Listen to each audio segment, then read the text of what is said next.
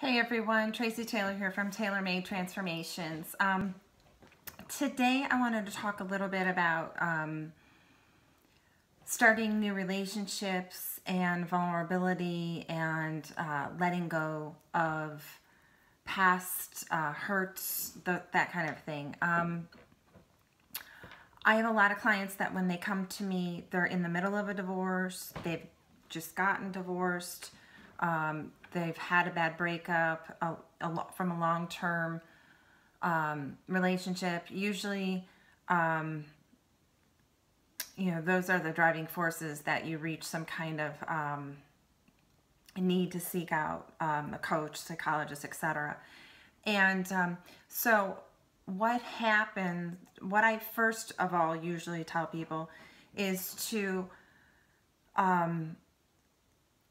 not date for a while, to take some time to heal. And it really depends on the person and the circumstances. And, some people, like for instance, myself, I checked out of my marriage mentally a long time ago, but I hadn't physically left. And so I did a lot of the mourning while I was still in it. I have some clients that have done the same thing. And so they're able, once they finally do make the physical move, to move on a little sooner in the dating. And then I have other clients that they need the time. And really there's no right or wrong answer. But if you don't take the time to heal,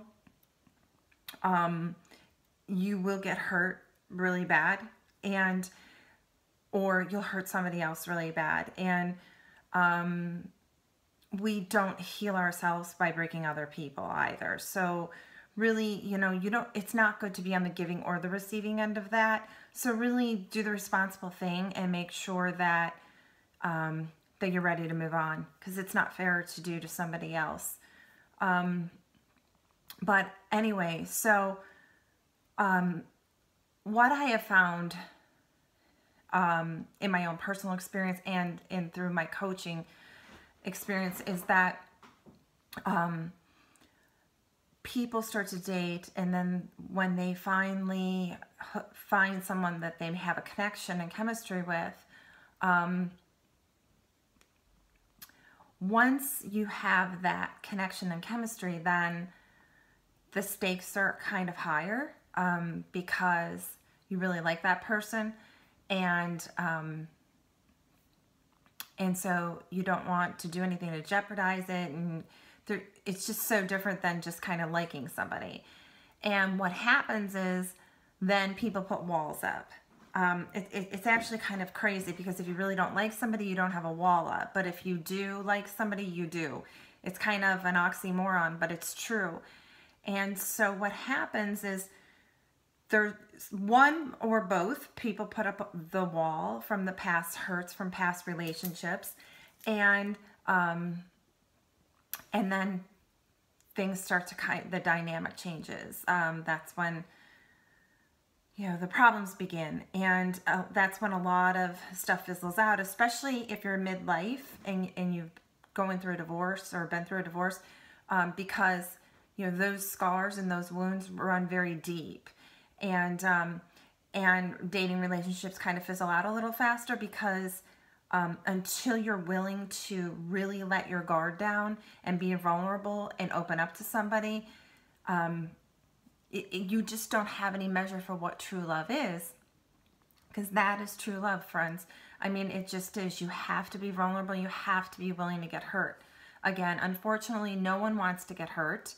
I mean, no one wants to feel pain and go through a breakup again, especially after they've been through a divorce or a long-term relationship breakup. But it is necessary to really just start over, to really start over and give that new person 100% of you.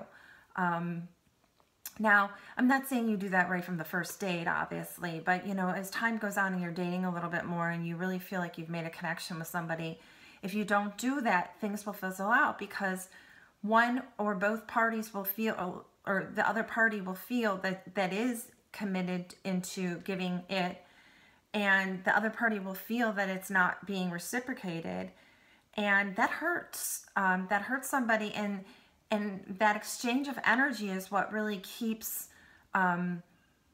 people together and makes them closer, and makes the friendship bond, you know, the respect bond, and it just brings everything, it blossoms everything.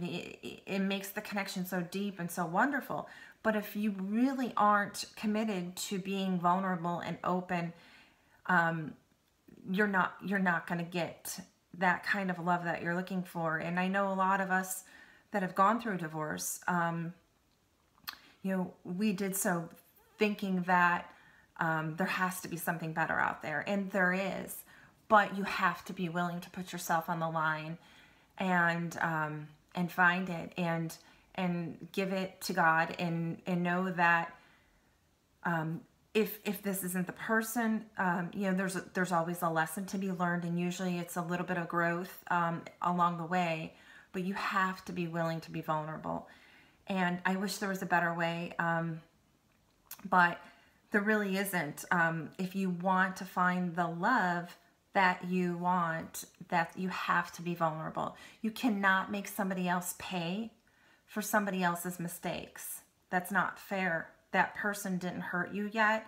That person hasn't done anything to you yet. You cannot make them pay for what somebody else did to you. And so you really have to look through, kind of like be a kid again, and really believe that all people are good and no one can hurt you. And I know it sounds cliche, and I know it sounds silly, but you really have to. And you know, that's not stupidity, honestly. That is somebody who is willing to say, yes, I've been hurt before, but I do believe, I have a faith that that one day I'm going to meet somebody who's going to reciprocate this for me and to me, and wants the same things. And when you radiate love out there to other people, it comes back to you.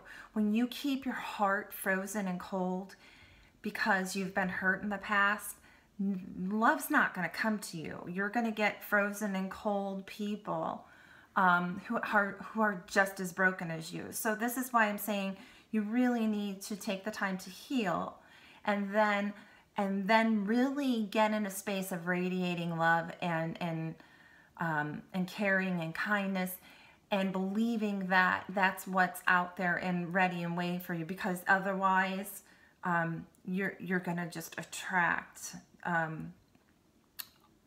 toxicity again. And I mean, none of us really wants to go through a bad relationship again. We don't get out of a bad long-term relationship to literally end up with the same exact thing. So the only way you can change it, you can't do the same things and expect a different result. So consider that, you know, consider opening up and being vulnerable, and see if it makes changes for you in your love life. I hope that helps somebody today. If you take a time, run over to my YouTube channel and thumbs up, like, share, comment on my videos. I would really appreciate it. Subscribe to my channel, and have a great night, guys.